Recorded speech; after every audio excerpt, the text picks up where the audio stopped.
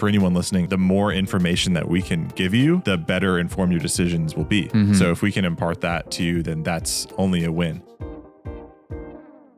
What's up, guys? Welcome to another episode of the Valor Coffee Podcast. We had a great show this week. We talked about how much you can expect to make as a coffee shop owner. We talked about how much we make and just kind of laid out a couple of different scenarios for what a semi-busy cafe could look like. Maybe a solo one-owner operation or like a owner, assistant manager type of thing. So we went there and then we tasted a fun coffee from Mod Cup and we brewed it really poorly. So it was a good coffee and we decided not to review it because it would not have done the coffee justice. We want to make you guys aware of our partnership with Clive Coffee. They sell a lot of great coffee equipment such as espresso machines, grinders, other accessories. So we have partnered with them. It's a great way to support the show if you use our link below. Buy some coffee stuff for your cart, kitchen counter, cafe, and on Luca and Eureka products. If you use the code VALOR5, you can get 5% off your purchase. Without further ado, here's the show.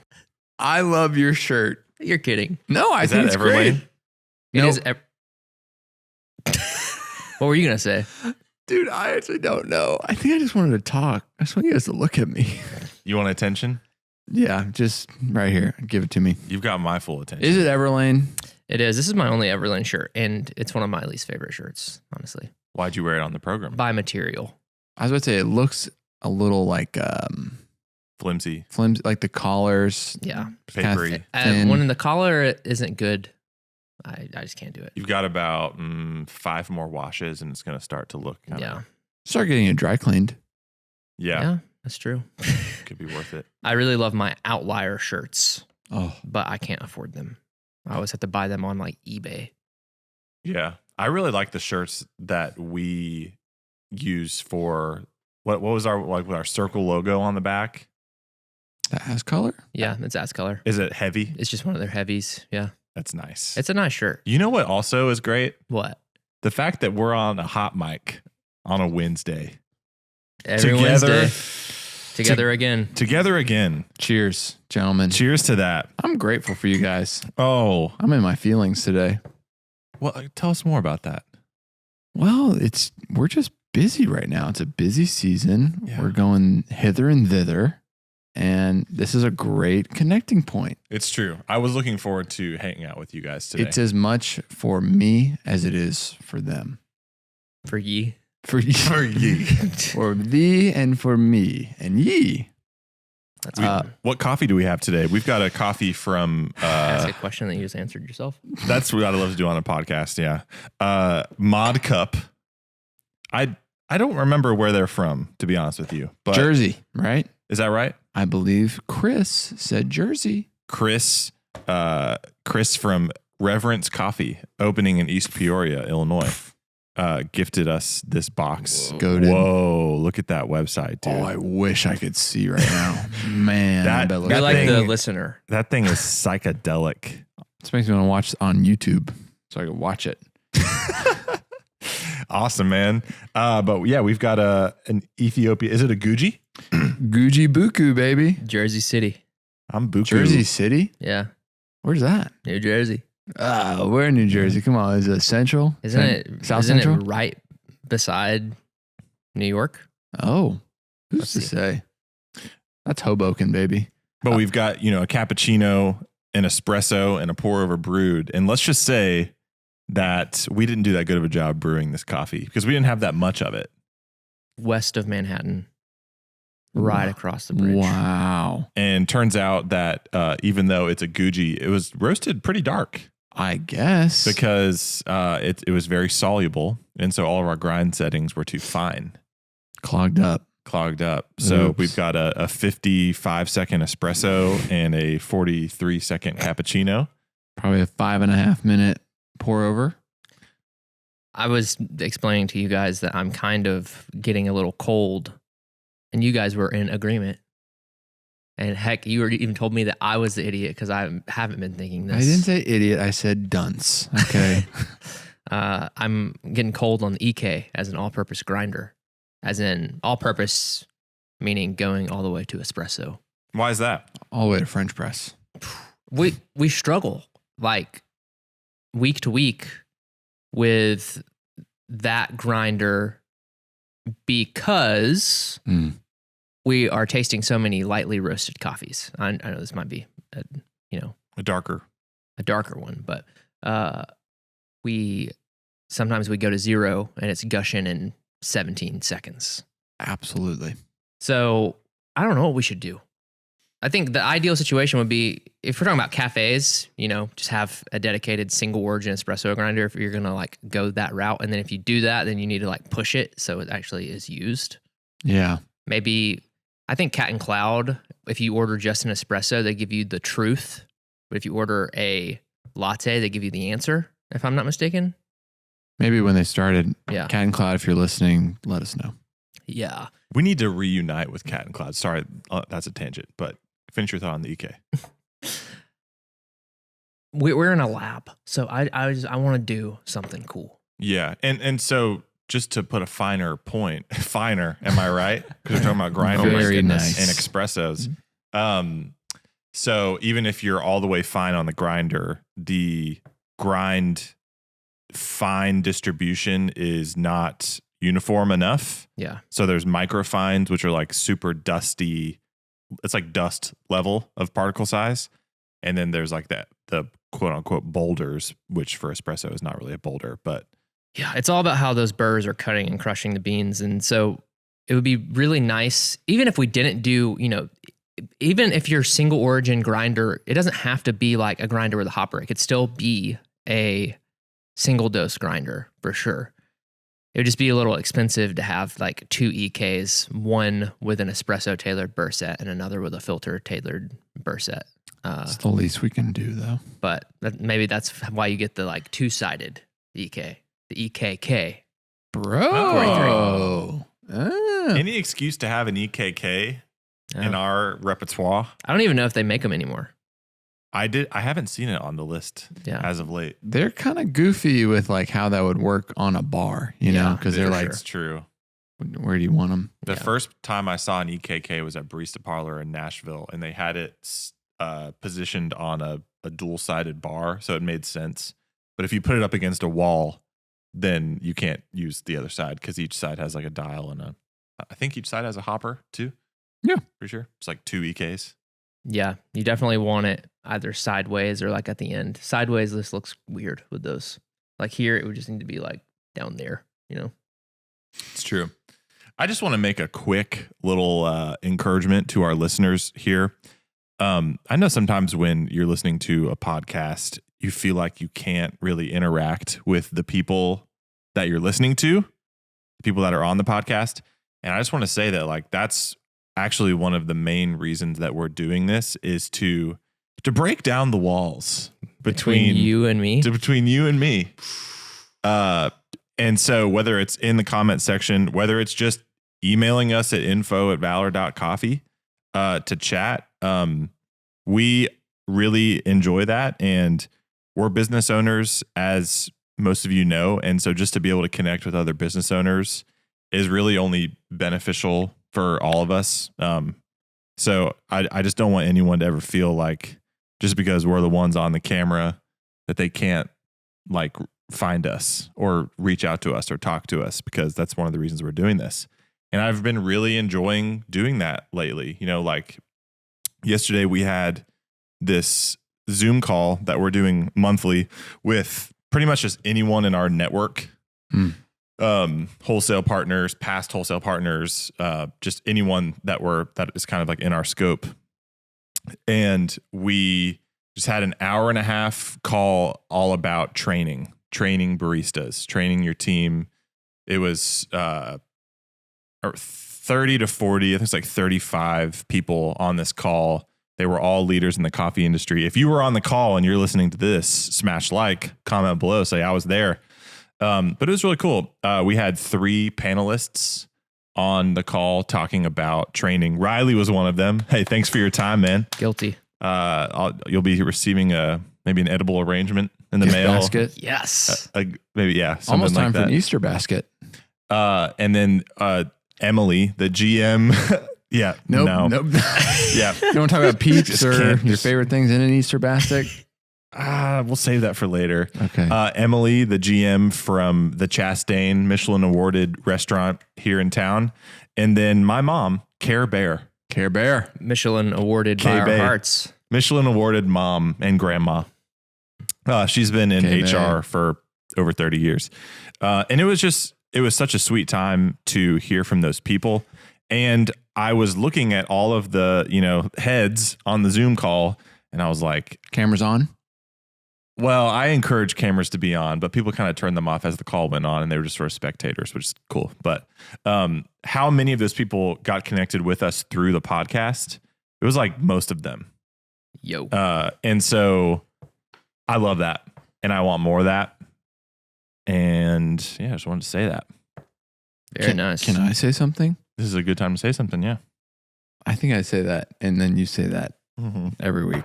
We have a few bits that we're kind of doing. Like, when's he gonna say it? Yep. When's Ross gonna say it? Similarly, I'm in the cafes, and it's just such a sweet thing when people are like, "Hey, I listen to the podcast," and maybe they'll say whatever they want to say, like "you stink" or like you guys have a lot you could be doing better. talk louder, talk more clearly. Yeah. You don't know what you're talking about, blah, blah, blah. But I really do appreciate it. It's always super cool. So thank you. And I hope to see you around the cafe. I'm in Dunwoody right now. Yeah. Dude, it's a movie out there in Dunwoody. It's a gorgeous space. Like, I know you guys aren't there as much, but we put our heart and soul in that during the build out. And we really did a great job designing a cafe. And it's a great place. What's it like? Give yourself a pat on the We've back. never, I mean, you were there for like a few weeks, right? Days. Yeah. Yeah. Hours. We haven't really entrenched ourselves there.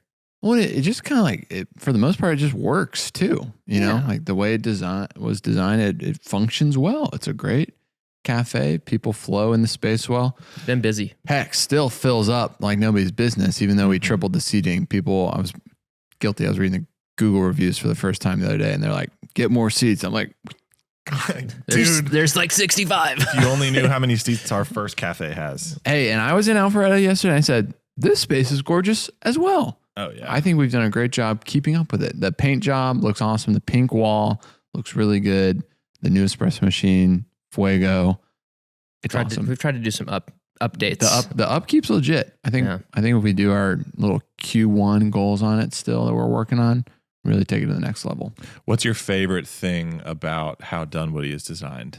I do really like the bar layout with the shelves over the top. Yeah. It's really pretty. Yeah, we've got sort of 3 islands in a U shape. The front of it is the concierge and pastries and retail. And then the 2 production bars kind of go back towards the end of the space. And there's these 2 hanging shelves over either bar. And yeah, they're like hung by some, white tubing. And it's just like this long plank. Thank you, of wood. Brad from Radiant Metalworks. Yeah. Again. I was trying to find a picture of our cafe. I haven't even posted like since the new espresso machine has been in, and I really need to. But I was going to make the point that you can start from nothing and grow into things. And that has been an area that's been an annoyance here and there for us, like, having to do some plumbing work later, or like having to switch out refrigerators for a kegerator and things of that sort. But we opened that space with not a lot of money. And as we have gone along, we have done things that we couldn't originally afford, like tile the backsplash and cover up the ugly FRP that used to be there. Or like added shelving units and upgraded our espresso machine, like installed like kegs for cold brew, all these things that maybe we would have done to start, but we just like fell a little short. But we just didn't let that be an excuse to not open the shop. Booyah. Well, what I love about that is we slowly learned all of these lessons with the first location, and we added all of these elements to the first location as time and money allowed. And then our second location was just like we already had all those things built into that second location. So we were able to kind of like be ahead on that second one and sort of right all of our wrongs and get the tile from day one and get the espresso machine that we wanted from day one, which is espresso machine's totally going great. Nothing wrong with it. No comment. Yeah, it's been a movie.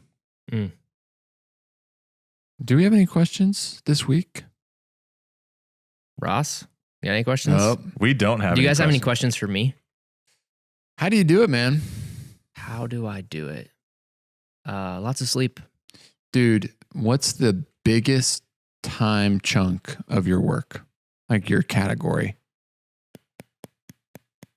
Because now that I'm more of like owner face in a cafe now, be like, how are the guys? I'm like, oh, Ross is doing wholesale. He's crushing it. Riley's doing everything else. Finance, web, like kind of looking after the roastery, marketing, social media, podcast. Yeah, I think I've been able to hand off some things. That's been awesome. Yeah.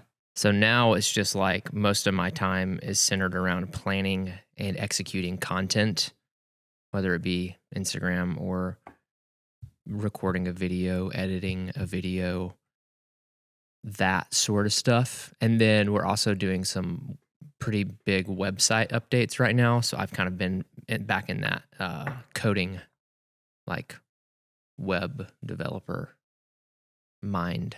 Like I've been doing that a little bit at my computer. So that's me. And how's it going? It's going well. I never have enough time for anything. Unfortunately, that's just the reality right now. I really need some help. Hey, Yeah, we were talking yesterday about how because of his role as designer, graphic designer, just spending time in Illustrator doing stuff. making me a sandwich sign. Like Precisely. whoever needs the thing that they're asking, they always need it like that week. And I forget what I asked you for. We were doing this private label thing, and I was like, hey, I need, this label, not just designed, but like ordered and like, A to Z. pretty much. Yeah. A to Z T. And that's right. And that it's like we want things to be planned out as much as possible so that he can have an advance of like, how he can plan out his work of like, I need to do the sandwich sign 2 weeks from now. But like, that's not the reality of how it works. Like we can try to do that as much as possible. So like, he's always like, yeah, the answer is like almost always yes, I can get it to you this week or whatever. But then it just is like the website gets done slower or content is not done as quickly as it could or whatever. So we're kind of in a weird limbo in between phase, but hopefully help's coming. Yeah, and largely to what we're talking about today on this program, it's like we are always faced with this decision of, do we get more help, Right. or do we pay ourselves more money? Because we don't make a lot of money personally as owners of this business. And we have been in this business for a while, so it'd be nice to see that start a little bit more at some point. So it's like, it's always that like put the cart before the horse mentality, but it seems like we've been putting the cart before the horse forever. But you have to do that in some areas because you can't tell me that like, you can't tell me, Ethan, that like if we post it on our Instagram every day with like valuable content, like our company would grow. Sure. And it's like, that's the thing I'd love to do. But if I was able to do that and do all like keep our website like fresh and like new stuff at the top of it, like put out videos, like do our community that we're working on, like all those things, then I would work 68 hours a week. And I've got a little guy at home, so that's not really an option. Yeah. Yeah. I feel myself, man. I'm getting back in that grind. But it's hard, bro, because we have a standard. We just want things to be excellent. Yeah. I can lead a cafe and not be around because I cut off my hours at a certain point. Or you could hire a third party cheap content creation company to make what's the cappuccino posts or something. And that would, you could get something out every day, but it's like, true.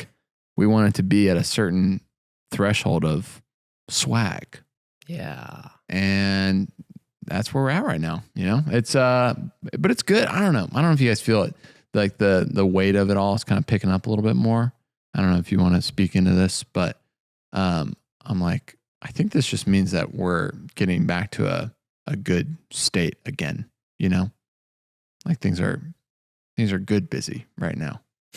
Yeah. Do you feel the good busy, Ross? I feel like Riley and I are in a similar stage, like for me in wholesale and then for him and the stuff he's doing, as far as like we could hire more people to speed things along.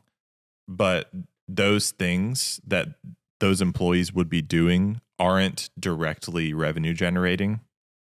It's like more like if you post on Instagram every day, it's not like your bank account just grows, you know, because of that alone.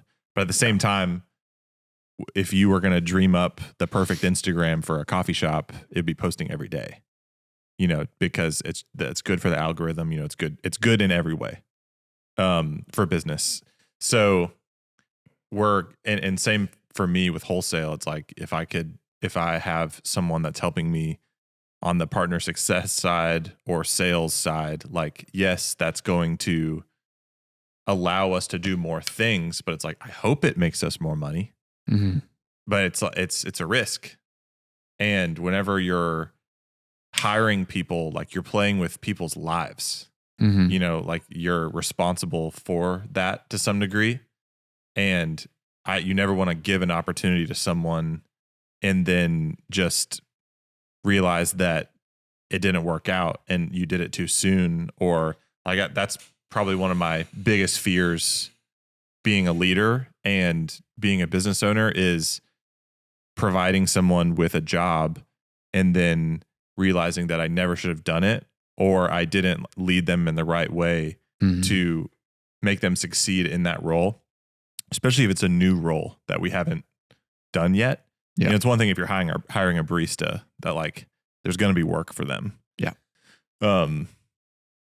But we're kind of getting into uncharted territory on this side of the business here, as far as new roles that we haven't had before that we know would help, but it's weird. So like, I feel like the easy answer is always just wait, you know. But then if you just wait too long, it's like stuff falls through the cracks And you're just like delaying growth potential, you know? Right. There's always that. So anyways, who cares? Right. I'm sure it'll work itself out. Yeah, it'll all come out in the wash, Yeah, man. It doesn't matter. Whatever. It is that's important, especially with the wholesale side of things, because like you're building these relationships and we have that high standard of like honor to do what the things that we say we're going to do. Yeah. And so it's not just like you can just be in a world where all you're doing is saying you're going to do stuff for people. Yep. But once they're a part of our like world, we have to do things with them. You know? And so having the right size team to help support people, because that's such a value to us with people partner with us, is like giving things that are valuable to them. Yes. And what's cool is it kind of relates when we talk about in a cafe, how to make a cafe awesome. It's like there's these really powerful one-on-one connections that like are spur of the moment. And then you also have like this moment of delight that has been calculated, that's timeless, and it's for anyone, like a first timer sticker. Yeah. It's like, what's a way we can lift up someone so easy, so consistently. So I think about that with wholesale. It's like, if we have documents we can share with them, these things that are like infinite almost, like it doesn't take so much time, but I think it really is like the time and the relationship that means so much, which I'm sure you're starting to realize. No doubt. And it's like, you're not God. Wake up, Ross, you're not God. Thank you for that so reminder. you can't have intimate relationships with everybody. Yeah. So it's like, how do you build a team that does that as well? Yeah. And again, we're just really getting into our personal stuff over here, but I'm trying to, What's going on at home, man? this is something that Riley encourages me a lot with, to every time you think that you're too busy, ask yourself the question, like, are you being as organized as you can be with the work you're doing? Meaning, like, after you get off a call, like, are you writing down what you talked about? And are you putting a reminder in your reminder app to do the thing that you said you were going to do and not rely on your memory to do that? And I feel like since the start of this year, I've really grown in that way of trying to be as precise and accurate and efficient with my work so that I can focus on people. Like, I just started doing Calendly, which, in case anybody doesn't know, is an app where instead of like going back and forth via email for like 3 days about what time you might be able to talk for 30 minutes, you can just send someone a link to your calendar and they can book their own time. Like, that's an example of something that's going to save me however many hours per week of just like scheduling stuff with people. Sure. But anyways, it's fun. Organization, bro. That's huge. That's been a big growth area for me, jumping back into head coach, because I've kept a lot of the same responsibilities as like retail director guy and now being head coach in Dunwoody. And it's like, okay, if I'm feeling stressed, don't panic. What's taking all my time? It's like, okay, 2 people quit right when I came on and I'm taking a lot of bar shifts. It's like, need to prioritize getting those covered and hiring someone, and know that one thing at a time will lead to opening up and getting everything down to-doist in my to-do list. Yeah. Like I got a lot of stuff going on up here. It's a little crazy, but if I have confidence that when I have time to work on it, I have a list of what I can attack. It's like, yeah, after my mid on Monday, I was like, I just got to sit down and bust out a couple hours of computer work, but I know it's going to like clear it all out, Yeah. But that's hard with the relational side of it, because there's just relational collateral of like, I said I was going to do something. Oh, yeah. There's like, wait, if I don't do what I say. Mm-hmm. So it's like, yeah, I'll fix your schedule. Let me just, when I get to my computer, I'll do it. And then that just like stacks up if you don't do it. That's the difference between good and great right there. Yeah. And I think with wholesale, like, dependability and consistency are probably like number 1 and number 2 top priorities, Yeah. Relationally, but also free shipping with the coffee, obviously, like the coffee has to be consistent. And you don't become dependable to like 300 people just by relying on your memory and goodwill and good intentions. Well, we always talk about the second brain, you and I, right? We've been saying it for years now. Yeah. I think it's cool that we're the 3 of us are talking about our work, because what we're going to get into is 2 episodes ago, we talked about the Cafe Viability Spreadsheet, and it lays out really just the financial health of a cafe, and it helps you build out a model, especially with how you're going to allocate payroll and cost of goods sold and rent and all that stuff. And so we're going to expand on that and talk about 2 or 3 different models that one might pursue when they are opening a coffee shop.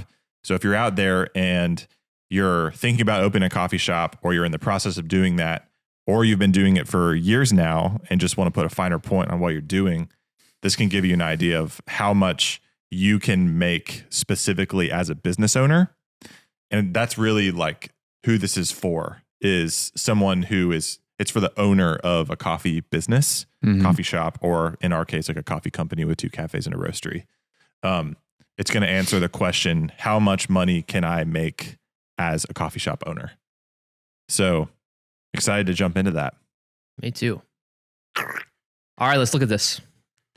How do we want our first little cafe to go? This is a one owner operation, yeah? Yes. Okay. A single person is starting a coffee shop. They're going to work there on bar 3 or 4 days a week because they've got to set the tone and set the culture and lead by example and do the work, hands-on, meet guests, all that stuff. And then the other, however much they work, is admin. So they're like one of the main baristas, and they are also doing all of the inventory, ordering, admin, all that stuff. Mm-hmm. And then they don't have any other leaders, and they have like 4 or 5 employees. Yeah. I feel like that is kind of a good archetype of a coffee shop that's starting. Totally. Do we want to talk about our maybe misguidance about owners and tips from our previous spreadsheet episode? The thumbnail's going to be like, we're sorry. Yeah. So the gist of this is we have been out of the working behind the bar tip pool thing for a long time. When we started this company, first of all, we were the only people behind the bar. And then it was kind of before some things shifted.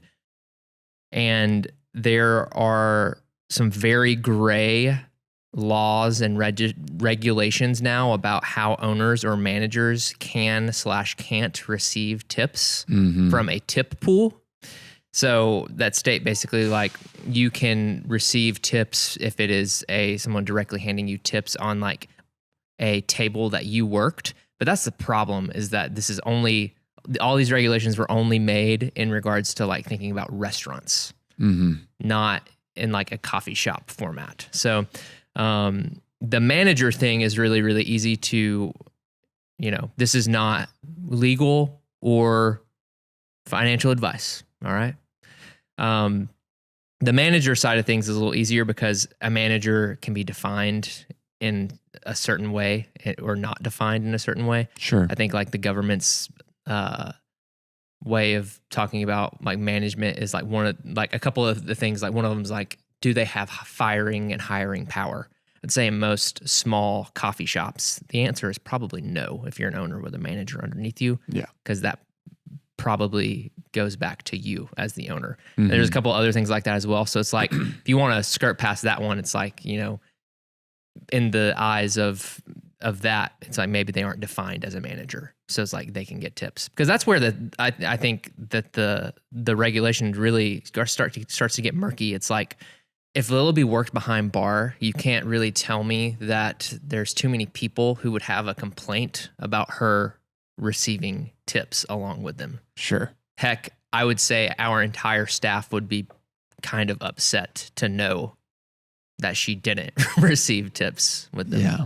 So, and then we also have this other situation where it's like, okay, so if an owner if we have like a husband-wife owner team at a coffee shop, which we see like kind of often, and they're like behind the bar, the only people who work a shift, and that money goes into the tip pool. What happens to that money? Who's to say? It goes away. So give it back. It's that, anyways, that regulation really needs some work. But I think for what we're going to do in this spreadsheet, we're not going to take those variables into account, and we're just going to set the owner with a salary, because I don't know how else to do it. Sure. Yeah, it's pretty gray. I'd love more clarification on it. Yeah. And really what that means is that each of the baristas working on bar, the hourly tipped employees, are going to make a lot more tips. Yeah. Which maybe that means you could pay them less per hour because you're not taking tips, but you're also taking a higher salary. That's also where a lot of these regulations came into play again, because it's for restaurants. It's like all this has to be said because a lot of these restaurant owners are taking the like tip credit, which allows them to put their employees below minimum wage. And it's like, we don't do that. Right. And like, I don't know many coffee shops out there who do that, because that sucks. Yeah. So it's like, it's to protect against that thing where it's like tips are someone's only source of income. Mm-hmm. So again, it's just like, this stuff is not written for coffee shops, and but what can you do? Try and try again, huh? I guess. Try to make a spreadsheet around it. Should we just go off of the same financial model that we put in the spreadsheet last time with the loan and everything? Yeah, I totally have it preloaded in here. Oh, great. I don't have it preloaded in here. I don't remember what it was. Okay. Do you want to just build a model from scratch? Yes. Awesome. Hey, that's awesome. I'm so excited. So what do you want to start with? Loan. Okay. Let's say they get a $150,000 loan. Skinny. And they also had some money that they put into it. Maybe. Yeah, like their great aunt gave them an inheritance. What was our interest rate last time? Ooh, bro, wasn't it like 14 or something? Yeah, I think it was something around there. That's crazy. It's almost like a credit card. All right. Makes you think. That's going to be $2,329 per month. Not that bad. 10 year, 30 year, 15? 10. Dang. 2329. This spreadsheet is going to be in the description as well if you want to use it. We've had a lot of love for it so far. So Woo-hoo. Thanks for downloading it. Yeah. Do you want to give a word about the duplicate access thing? Yeah, there's been some confusion. Whenever you open it, you land on like a how to use the spreadsheet page. So I would say, first of all, just read that before you do anything else. What? But you can't edit our spreadsheet. It's ours, okay? It's not yours. So you have to duplicate it. So you go, if you're on a desktop, you go to File, Make a Copy, and then you can copy it. Also, like, you don't want us and all these other people to be able to see your numbers you're punching in. What are you? Some sort of Something. Narcissist? yeah. Rent. I'm trying to picture this space. $2,400. Well, just give me the stats. Oh, let's say they got it for 28 a square foot with $6 cam. You know, it's a little. How big? It's 1,200 square feet. Okay, that's $3,400. Oh, Rent's no joke, bro. jeez. All right. Staffing and wages. How are we going to do this? So 1 owner, Mhm. 5 baristas. Mm-hmm. What do you need next? Do you need That's wage? it, pretty much. Okay. The owner's going to work on bar 30 30. hours a week. And then the baristas, do we just want to set them all at the same thing to make this easier and make this go faster for us? What if they were all at 25 hours? Okay. That's 155 hours on bar per week. We might need a little more. Our cafes usually do 250. So let's just say 7 to 5, but you only have 2 people on all day. So that's 22 times 7, which is 154. All right. We'll leave it at this. I really hope that's accurate. I think people that are listening have calculators. Yeah. They'll be able to comment. Test the waters, guys. Okay. We're going to pay our baristas $10 an hour to start. Nice. And we're going to have no managers in this situation yet. Okay. Probably a good time to make sure you hire people with coffee experience. Just saying. Yeah. Yeah. That 30 hours of you working ain't going to go too far. It ain't going to go too far. All right. Especially because you're not going to have a lot of time to train those people off bar because you're going to be doing admin work to make the thing run. Man, I wish. Once again, it's so fun opening a coffee shop. Don't get us wrong. Guys, I'm totally going to pull up the previous video and try to copy the numbers that I put for these utilities because that'll just be faster than us talking about it right now. Me and Ross could talk about the coffee while you do that. If you want to Yeah, do that. totally. Tell me about how this coffee tasted on the cupping table. An explosion of ripe acidity. That's what I would say. Full stop. It was wild. Really? Yes. Darn it, bro. We really We over extracted the coffee. we did what we challenged ourselves to do long ago. Yeah. Over extract coffee. Yeah, because it's kind of like smoky and sort of like chocolatey in a bad way now. Because on the table it was like clean, ripe acidity, as aforementioned. So we just want to issue a public apology to Mod Cup to Ethiopia, Guji Buku, and all the hands that prepared this. I don't know what this means. FAC01. Should we just grade this right now? Fresh coffee under any circumstance. Oh man, I don't understand. Yeah, we're really big on being able to understand the content on the packaging. Does this make you think of Great Gatsby? Sure, like the gold lines, the black background. I think we're really big on that because you always play with this tension, this duality, this dichotomy of doing something for you, an art move, if you will. You know, just kind of like doing a design thing that you think is cool, and that's one thing that like fuels your passion is being able to do things you think are cool. And then there's the other harsh reality of like, what if nobody understands it and then you don't sell any coffee? And so we thought about that a lot when designing our packaging. And I feel like our packaging still is kind of confusing to people because it doesn't say coffee on it. It doesn't. Coffee is debossed on the front of the package, but that ain't enough. You know, one packaging idea I saw at Sprouts the other day. Ooh. I believe this was La Colombe's packaging. So they had a, this is a perfect example.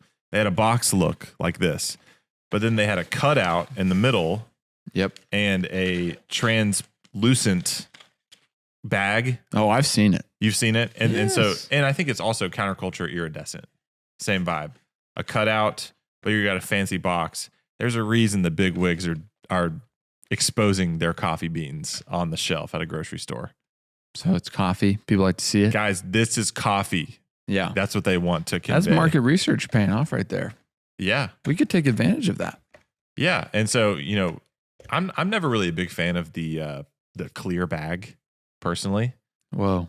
But because of light exposure, but if it's in a box, then It's just a little bit of light exposure. just a little bit. Not too bad. Like a normal amount. A healthy amount of light exposure. Do you think they got the box from the same place we get our boxes? And do you think the box got a little beat up just because Chris brought it to us? Are you trying to make like a statement about Chris and like how much he cares about coffee or something? I have nothing to say about Chris except that he is awesome. Chris, I know you're listening. We would never, ever make a comment about your ability to keep a box in tip-top shape. Because the box is not in tip-top shape. True. But I have a feeling that might just be transport. Yeah. You know what? I'm seriously just stalling right now while Riley Breathe, bro. Hey, breathe. I got a picture Oh. of, this is one thing I think about a lot too. Okay, you guys want an insight into what I think about, okay? A first look exclusive into Ross's mind. Daniel Davidson, okay? Union Coffee, Greensboro. Robbie Blankenship, the great folk over there in Greensboro, North Carolina that run the fine cafe of Union. They just brought on our coffee for a seasonal, multi-roaster type Test the vibe. waters. Yep, gotcha. We'll highlight. And he sent me a picture of what our shipment looks like when it gets there. I really care about that because, we do all we can here to make it look nice and pretty. And we've got boxes and sometimes they can be dented.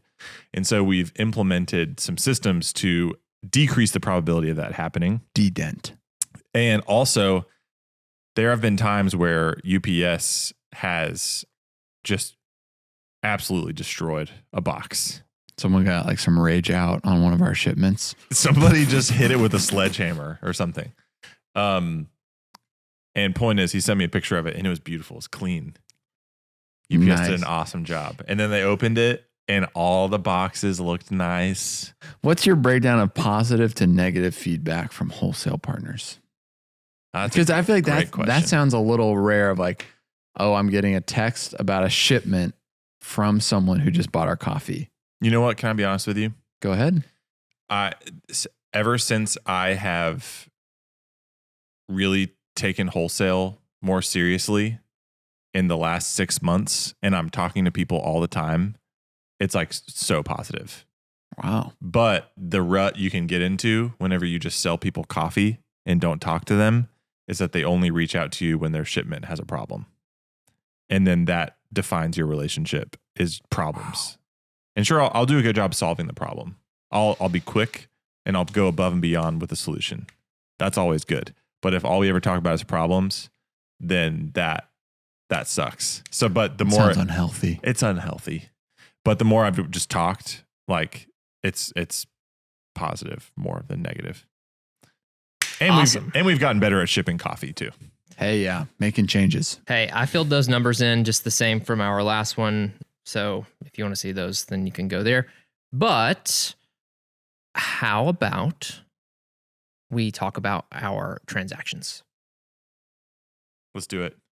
And our daily sales, and we can decide from there. I thought you'd never ask. All right. Our average transaction is going to be $9.50. Is this a hypothetical? This is hypothetical. This is like someone just starting a coffee shop and they're relatively new, but they're pretty successful so far. Yes. Yeah. Great. Monday. Total sales? Yes. $1,000. Tuesday. $1,100. Keep them coming. $1,300. $1,300. Then you go back down. Wednesday, Thursday is a little slower. What are we on? 12. 12 for Thursday. Friday. 14 for Friday. 18 for Saturday. Ooh. 16 for Sunday. Okay. So not much of a weekend crowd. No, Ross, not yet. We're building. So 141 transactions per day. Yep. $9.50 per. That sounds like something 6 people can handle. A 6-man staff. Okay. Let's see what we have here. So we're doing 40,000 a month. So, which is like just under 500 per year. COGS are the same that they were in kind of our other projections from other spreadsheets. So it's like coming out like 41%. You can get that better for sure. But we're just playing it all really conservative.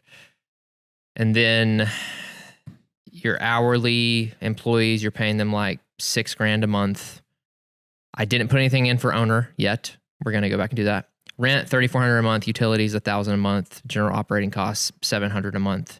All your other stuff is like $1,700 per month. Then your loan payment is $23.92. Do we want to put anything for working capital right now? Or are we just going to leave it at 0? Let's see what I feel like. What will be natural is that working capital and how much money the owner makes. Sure. Pretty tied together. So right now in this model, we are profiting $100,000 a year. See you guys later. Yeah, I'm doing my own thing. Yeah. So if the owner took $70,000 and left $30,000 for working capital, that would be putting away what, like 30 divided by 12 is a number. It's like $2,200 a month. Yeah. Or you can look at some other things like raising barista wages. Yes. Yeah. Yeah, because you might promote someone, higher hourly for more responsibility. Totally. So I'm just gonna say $2,000 a month, and that leaves like $600 a month profit. But working capital is a part of your profit. So guys, that's a okay living. I mean, it depends on where you are, obviously, but that's more than we make. What is $70,000? Yeah. What are your thoughts there? Are we doing this all wrong? Well, I don't think we're doing it all wrong. I think we're just not at our destination yet. Yeah. That's true. I would agree. Meaning our destination from the beginning-ish. In the very beginning, we just wanted to have a coffee shop. But then as we started roasting, we were like, okay, we're going to roast coffee and we're going to have as many locations as we can. But it has to be really good. Mm-hmm. So that's not going to be that many locations, especially for the foreseeable future. Mm-hmm. So that's like our destination. And yeah, I don't think we're there yet mostly because our roastery isn't at its ceiling. of revenue. Like we have a long way to go. Like our roastery is successful, going awesome. Don't get us wrong. But we have room to go. So, and the other thing I think about with this model that you just entered was that the owner of this business is very, very tied to the business, like super duper tied. Meaning probably like working 5 to 7 days a week. 5 to 7 days a week because turns out people take time off, and you want them to take time off. That's important because that's part of a good culture. But the other thing too is that you probably want some time off too as the business owner. Well, just imagine, I don't know if this is easy for you to change, but just imagine adding another barista. Nothing else changes. You just add another barista 25 hours just to help the owner, like have some more coverage. Like how much does that change your profit? EOY, you know what I mean?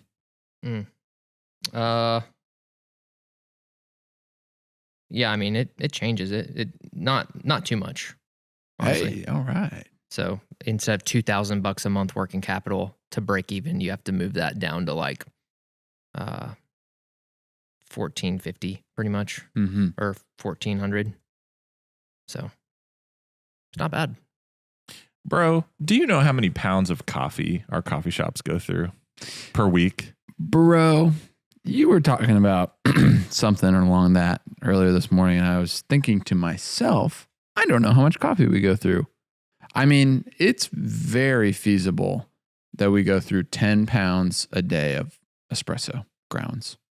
Like I'm pretty sure the weekly order is like always around $1,000, right? And then it's twice a week. Bro, is it twice a week? Our cafes order twice a week. Okay, so maybe each order isn't 1,000, but I think sometimes it is. Sometimes it's more than that. I know that you're looking, Riley, but I'm just wanting to, and we'll hit this at the end when we talk about some of our numbers. But I think that's a good metric for a coffee shop is like how much coffee you're going through. And this model we just mocked up, I imagine that I'm trying to put a poundage per week on those numbers. I feel like it's got to be like around 50 pounds a week or something like that. Maybe less. No, I think it'd be higher. Because I mean, he said it's like a sub $500,000 cafe. And there's a lot of years where Alfredo was doing like 750. So just take, a third off of what Alfredo's been doing. And they've been probably over 100 for a long time. They'll probably be like 80, something like that. This is 80 pounds a week? Bro. I mean, I don't know. It's hard to calculate. You think I'm an expert? You think I got a platform to talk about cafes and their viability and how much coffee they go through? You think I look after 2 cafes and know how much they order? It's like 170. Like last week, Alfredo ordered 170 pounds, but they also ordered kegs. Sure. So then you have to like quantify those numbers. It's like how many pounds goes into a keg. Yeah. So maybe call it like 180, 185. Like 200. Yeah. I'm thinking I think it's around 200 pounds. Probably 188, 185, probably. Okay. How about a different model that we could plug in really quick? Well, an easy one to shift would just be husband and wife. Like if one of the spouses worked on bar as well, but it's like, how do you quantify all that? But you could go that route, or you could just add an assistant manager. Yeah. That I feel like, Ethan, actually you're doing it right now. If you were hypothetically in this like crazy weird world to run a coffee shop, I don't know. Sorry. It's weird. You're the head coach, the owner in this situation. And you pretty much, you do the podcast and you do some stuff over here, but it's like, that's your baby in Dunwoody. And then Savvy is more or less the assistant manager. She works on bar 3 days a week or 4 days a week. And then she'll like do some admin stuff after some of her bar shifts. Yeah. Or before some of her bar shifts. And then and then she has one full admin day as her 5th day. So we could just kind of plug in that model because I think that's pretty likely. Okay, tell me what to do. So one of those people, just say they make 15 an hour, and one of the baristas, Okay. and they're still on for 25 hours a week, but we're also paying them another 15 in admin hours. I don't know how to quantify that.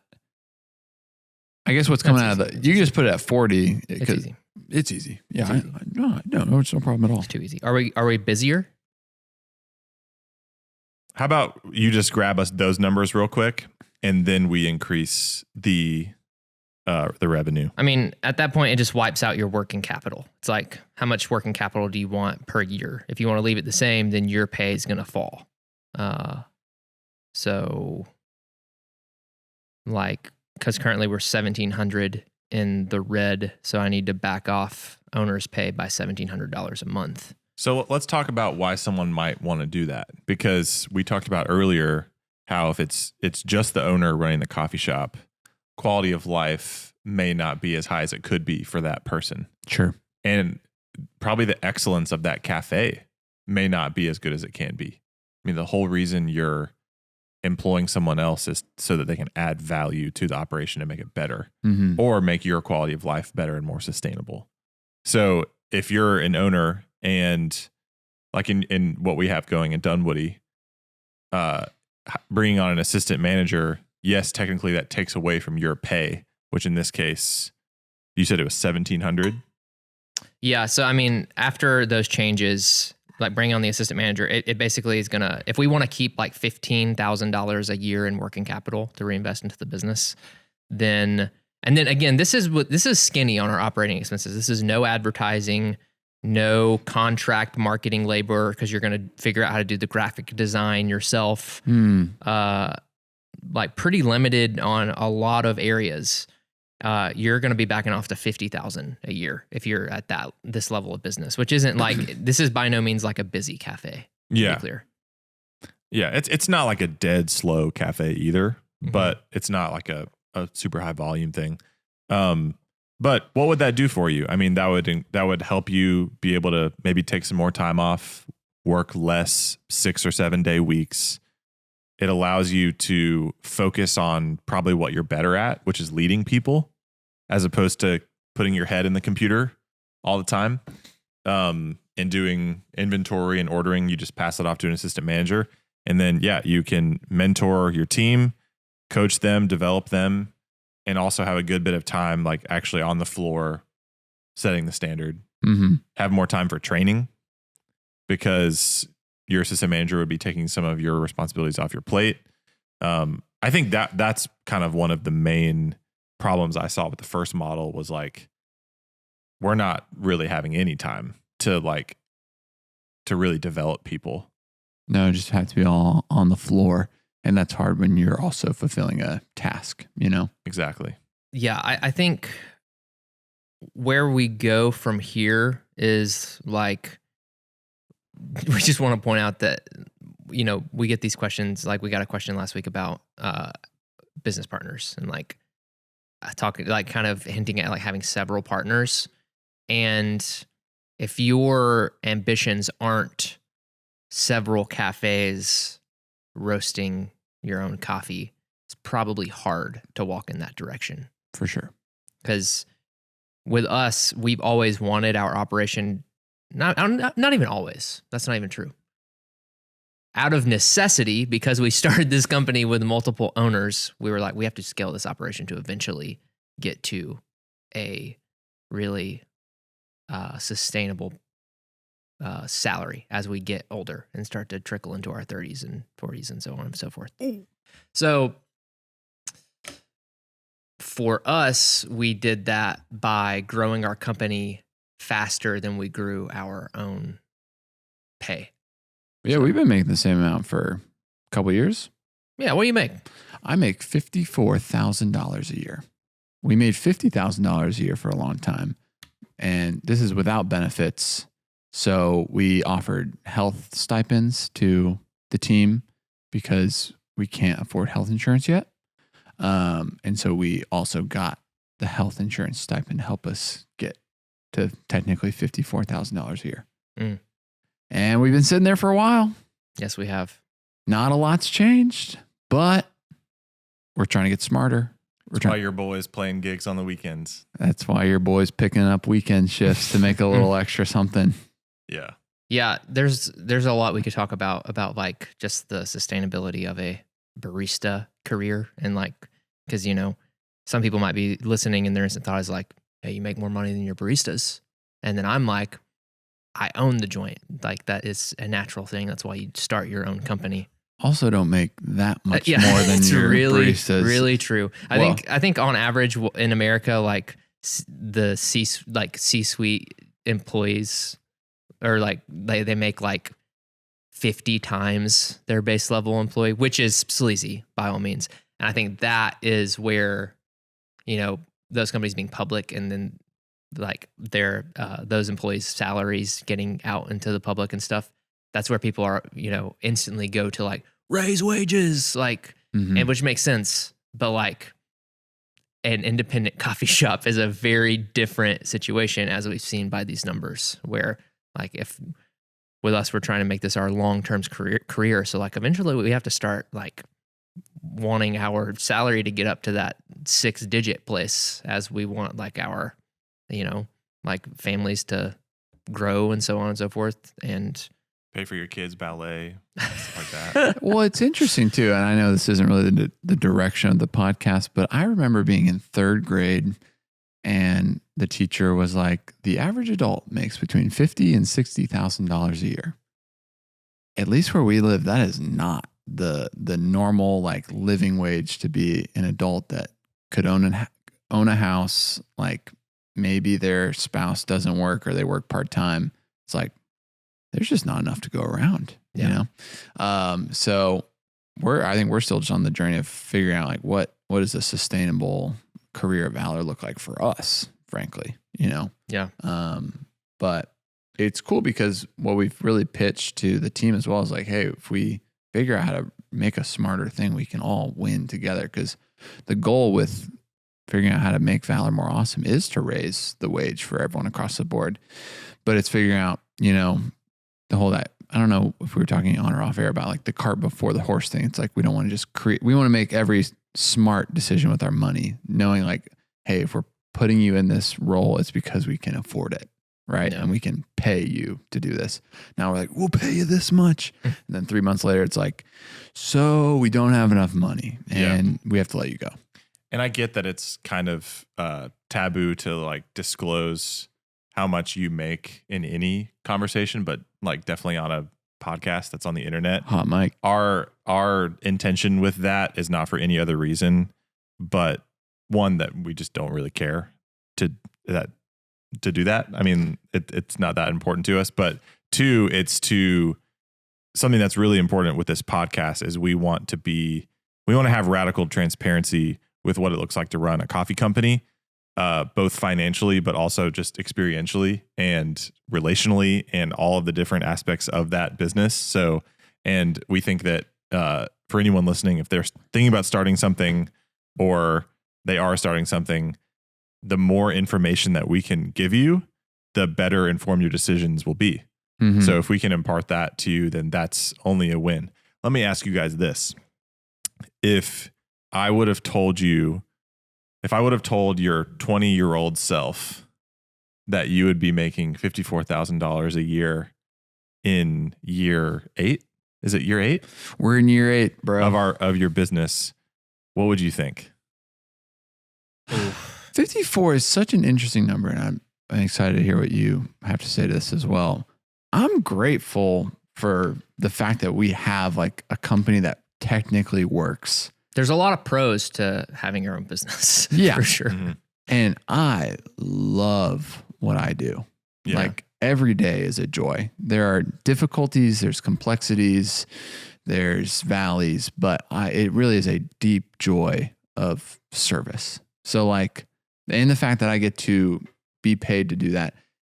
And frankly, salary is perspective and subjective to where you're at. Like, I know there's probably a lot of people like that. You're still in the top 1%, a-hole. I'm like, yeah, sure. Yeah, I get that. I have clothes. I have a place to live. I'm so grateful.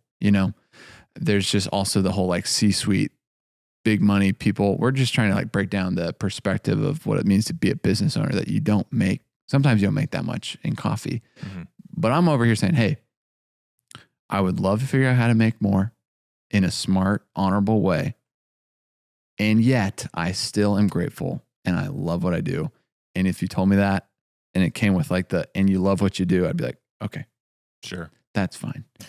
Yeah, I would say I would be like, what can I do in the trajectory of this company over the next few years to get that number to like 70? And I would be a little more like willing to dive in. Mm-hmm. But it's funny, even with our current salaries, like right now, if you add them together, it's like, okay, we make 54 piece, but that means that the company, like company-wide, $162,000 goes to owners.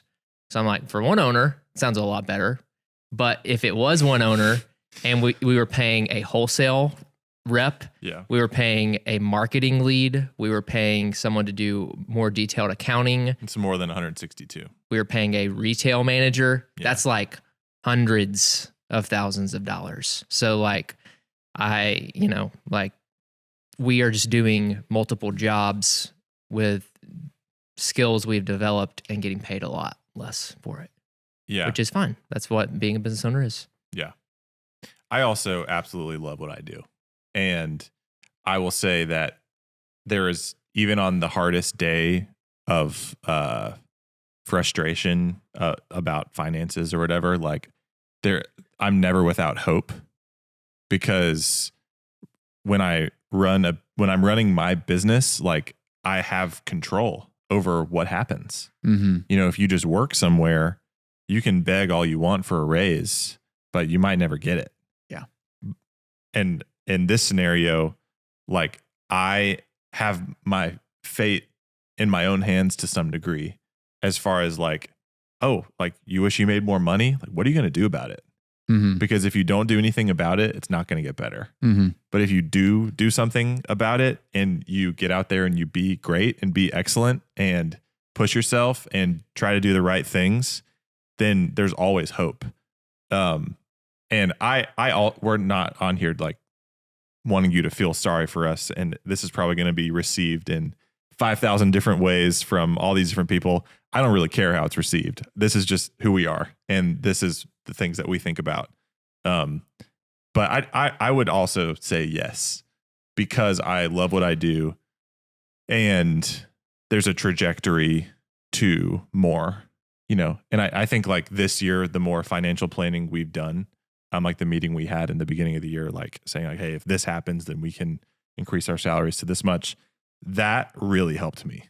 Mm-hmm. Because Some vision is so, it helps me stay motivated. I mean, obviously that's why you have a vision, is so you know what you're going towards.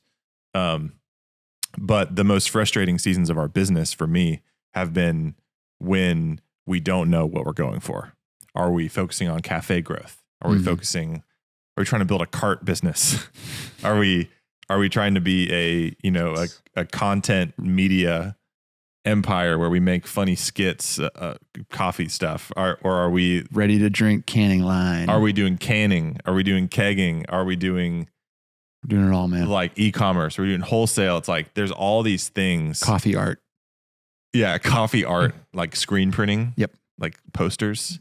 That's our gold ticket. Merch. Like these are all things we've seriously considered, not the joking ones, but knowing exactly what we're going for it puts a lot of wind in my sails. Well, that's all awesome. This has been fun. I don't think we should review this coffee because I think that we effed it up so bad. Thank you for the we. Yeah. Thank you, man. It was awesome. Yeah, go buy it. Hearing from Ross. I swear it was really good.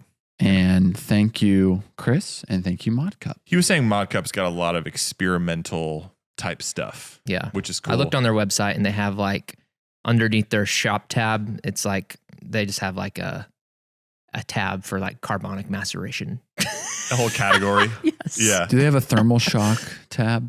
Probably. That's awesome. This partner in Illinois, it's cool. They're going to use our coffee for like the main anchor spot, and then they'll have a slot on their menu that's always something like crazy, That's awesome. like probably crazier than this, you know, because this is just, you know, a Ethiopia Gucci. It's still crazy. It's just natural process though. So that'll be cool. Cool. Love doing this with you guys. Me too. Next Been week, fun. huh? Yeah, we'll Sounds be good. back next Or week. tomorrow? Yeah, totally. Goodbye. Bye.